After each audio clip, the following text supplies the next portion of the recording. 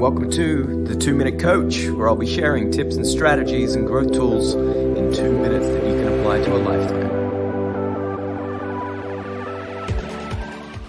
So regardless of where you are in life, these are the things that you need to develop: consistency, intensity of focus, strategic routines. You have to be aware of your fatigue and when you're burnt out or you start procrastinating. You need to look at macro cycling. So that means you identify key areas of your life where you are most focused and productive, and you focus on those areas. Of course, you need to develop discipline, glycogen depletion. We link these last three to energy.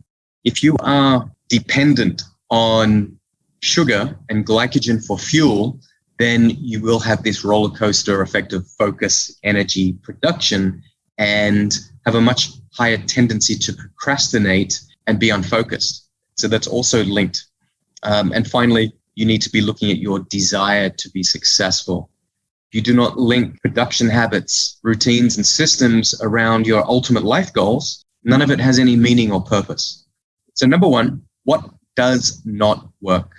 Definitely cramming, leaving things to the last minute. All right, we built these systems internally from school, leaving everything to the last second, multitasking, doing multiple things at the same time, thinking that we're more efficient and trying to do many things at once.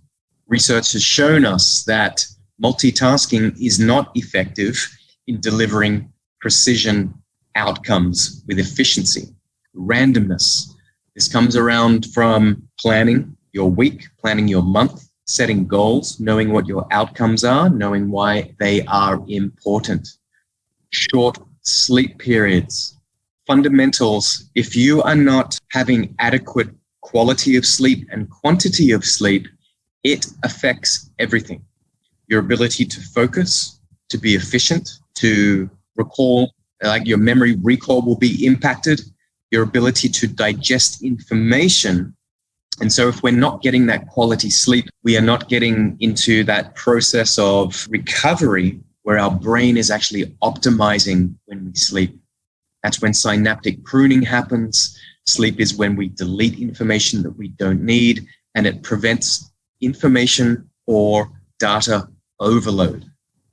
And the last point, of course, is thinking that more is better. Let me just fill more on my plate. Let me put more in my schedule. Give me more tasks to do because I'm awesome.